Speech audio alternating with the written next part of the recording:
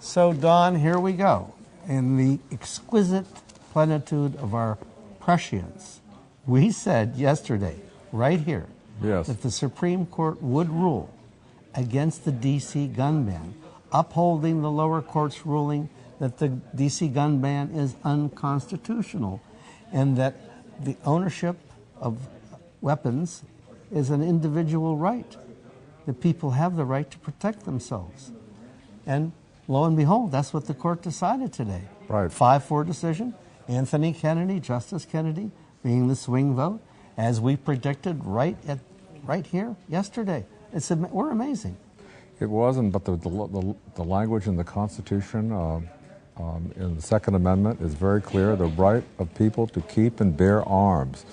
And in the District of Columbia, that only right was to the killers who have guns up the Gazanga and have been using it. Where exactly is the Gazanga? Well, it's a large quantity. It's a section of the district which and when you're talking 7, 8, maybe nearly a dozen people killed in 1 week in the district, as we've seen recently, it wasn't working, obviously. So the Scalia decision was welcome, and it is, as we said the other day, it is fraught with politics for the presidential campaigns, particularly Obama, who is a big gun control kind of guy and doesn't, believe He's people. a little confused, isn't he? He's a big gun control kind of guy, but it took him forever to react to the Supreme Court's decision today, whereas McCain reacted immediately, applauding the decision, and saying it was a victory for the Second Amendment, for all of the amendments to the Constitution, because without the Second Amendment, the other amendments don't count for much.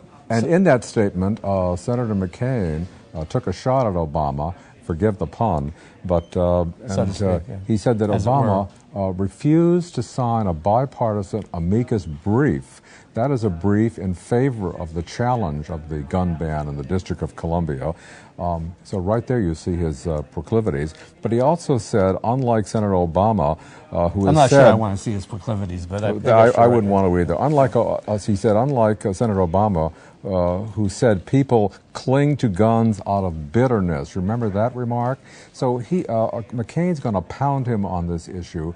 The American people think you ought to be able to defend yourself in your home against the killers, and that's what the 5-4 decision said. Well, Obama, though, apparently figures that you can both run and hide from a Supreme Court decision. But he should have had, don't you think, ready to go, a statement. On the one hand, if the Supreme Court upheld the lower court and said the gun ban is unconstitutional, or if the court ruled the other way, and then have been able to put that statement out. But apparently this is such a hot potato, you'll pardon the fresh expression here, for him politically going into the November elections, that it's got him scared and blankless.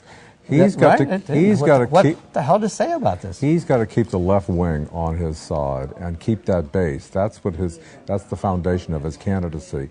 And they are fervently anti-gun people, particularly in the urban areas where his base is. And I don't think he wants to offend them, so I think he is twisting in the wind on this. And I think it shows a weakness on his part on crime. He's going to break that wing. And without that wing, that party can't fly. Right, and crime has not been a big issue in the campaign. But crime is going to be an increasingly big issue because of this decision. I agree with you. We'll let it go at that. I mean, this has just been an amazing day.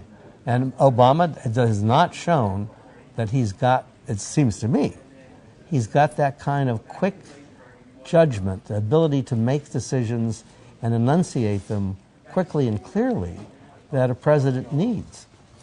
I mean, that's a disappointment. That may be why he's in a dead heat with John McCain. And that music only emphasizes the point. That music being my cell phone. I see.